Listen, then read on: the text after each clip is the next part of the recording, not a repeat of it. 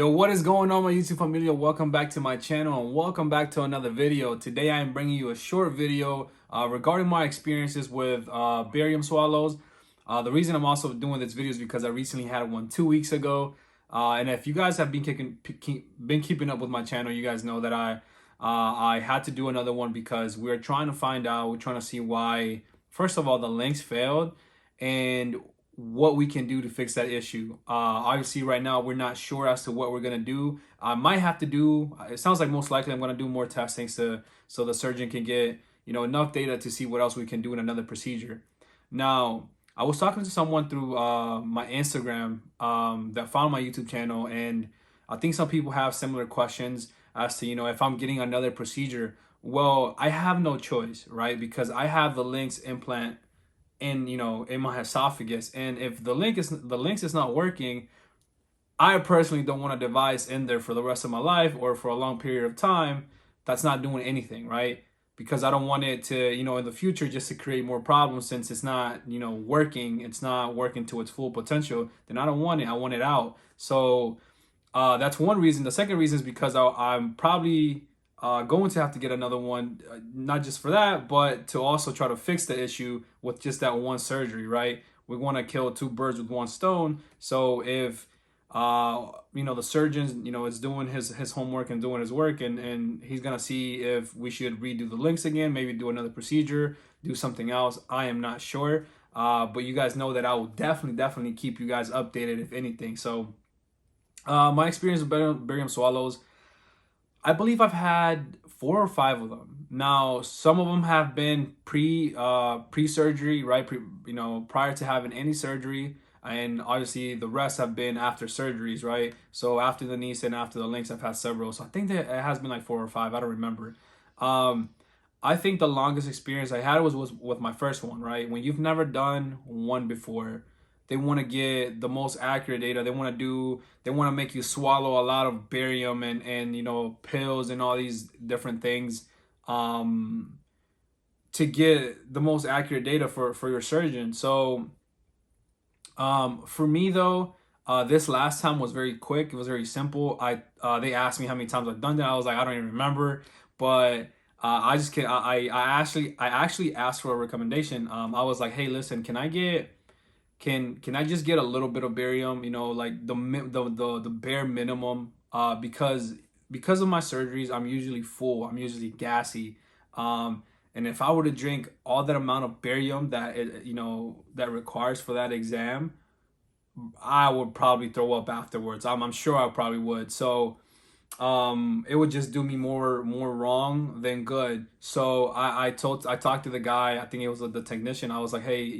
just can you tell the doctor or whoever's doing the exam, can you just tell him that I want to take the bare minimum stuff? And he did. And I also talked to the doctor and I told him the same thing. I was like, look, what he asked me, what's the reason you're doing this procedure? And I was like, well, because the links fell, I have the links device.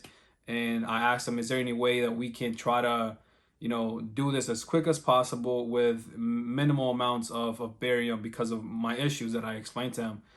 And to be honest, once I got done, the technician or the helper, whoever's helping him, was like, dude, listen, this is the quickest one we've ever had, and this is the fastest one he's ever had. And you took the lowest amount of barium I've ever seen in my years of experience. So that tells me that not a lot of people request that, right? So this is an advice that I'm giving you guys. If you guys suffer from a lot of bloating problems or have a lot of gas or just feel full all the time and you don't want to just feel sick for that day or even afterwards, you can request that. And I think he also understood because it wasn't my first rodeo with that examination with the barium swallow. So I think he understood that part, and he got all the data that he needed with minimal amounts and stuff. So that was good for me. Now, if you've never done the barium swallow, they put you in this little machine. First of all, you stand up and obviously I think they're x-rays, right? That they take or they take images of what's going on when you're swallowing, especially when you're swallowing the barium. And obviously the doctor's looking at it while you're swallowing and while you're taking all those things down your esophagus. They put you in a lot of different positions. They stand you up, they put you sideways. Then they lean you back, and then they tell you to do sideways, do this, do that. It's kind of tedious, but just go with the flow. If you're doing it, just go with the flow, take care of it. And as long as you just listen to the doctor, try to get it out the way. You know what I mean? There's nothing to really be anxious about. They make you drink a lot of things, and it's something that is probably a straightforward exam, I would say. Just do what you have to do. Listen to the doctor. One thing I would say though, for the first time in a while, I actually had to swallow a pill, and I told the doctor, I was like, "Do you have any problem swallowing pill?" He asked me, and I was like, "Yeah, I do. I actually do have problems, but I don't feel like it's my motility issue, because I've gotten motility exams before. Have you guys seen on my channel?"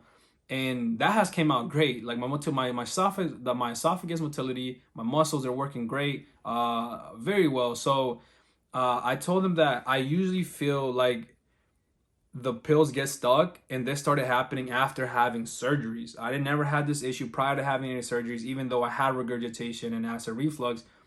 I started having all these issues with the after surgery. So he wanted to test that out. He wanted to see, and I was like, all right, I'm down for it. If that gives you more data, and then if that's what you want to see, let's do it. So I took a pill which is pretty decent size.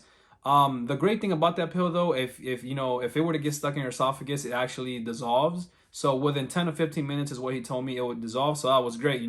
Kind of like took away from my anxiety, because I don't want to keep having that pill stuck in my throat and trying to keep having it swallow it back down so it can reach my stomach. So I took that pill, and when I took it, I felt it pass like the first part of my esophagus, but then it got stuck a little bit here. So I had to drink a little bit more. I believe it was water at that time. No, it was barium, because it was heavier, right? It was a thicker texture. Yeah, it was a barium, and so I'm able to swallow it down, and I got it to like up to here, and right where it was gonna reach my sphincter, right when it was gonna cross that from my esophagus to my stomach, it got stuck, and I felt it get stuck. Obviously, I didn't get scared because I know what that feels like. I know what it is, and I knew that with pills this would happen. So he was like, he kind of did a little like, like he was looking at the images. He was like, and it got stuck for a minute, and he told me to drink more barium, and I did, and it still wouldn't go down, right? So he was I saw he was like a little concerned as to why it got stuck. But the thing is though, he saw where it got stuck, which is important. And then I swallowed it back down, and when I swallowed it again, then it went the pill went through, and he saw that the pill went through, and he was just a little bit of relief, like, okay, it went through. So all of that, I know he got some information, he got some data that he's gonna obviously write down and send that back to my surgeon. I knew that the pill was gonna go down regardless if I kept trying to drinking some sort of liquid, or any especially with the barium, which is a little bit thicker. But right after, I know that my body, ever since I've had the surgeries, I think especially since I had the links, it gives me a sign when something passes from my esophagus into my stomach. Like it crosses that sphincter, and it goes into my stomach. I burp. Like it just creates this burp feeling, and I just like it just pushes back up, and like the air is coming up, and as soon as that comes up, the pill goes down, and it crosses like that line. So I'm not sure if you guys experience this, but that's what happens with me in my experience when I feel something that's stuck right here. And I felt that more often with my links, and especially since with my links I'm able to burp, then that kind of gives me like a green light, like okay, it went through. Now it's like not there anymore. So guys, that was really my short experience with my barium swallow. As a pretty straightforward exam, pretty straightforward test. Most likely than not, you're probably gonna require these if considering getting surgeries, or you having issues with GERD issues in general. So I'm just giving you, I guess, maybe some little tips, my experience. So hopefully you guys won't be as anxious. Maybe you know what to expect a little bit. Maybe you can get use some tips that I gave you today, just to talk to them, and be as active as possible, asking questions, talking to the doctor. Hey, how is this gonna go? Look, I'm having these issues. How can we accommodate to my issues? because everybody's different. You know, when you speak, you won't have to suffer some more.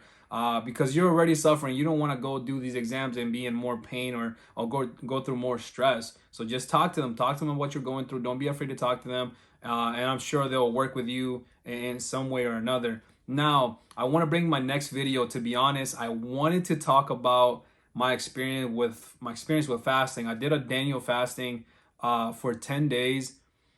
This was due to my religious purposes, of course, but also because I wanted to see what effects it would have on my stomach, my diet, my body, the energy in my body. And if you guys haven't heard of the Daniel fast, it's basically, you know, it's a book in the Bible, but you're supposed to eat just fruits and vegetables and water for a certain period of time, right?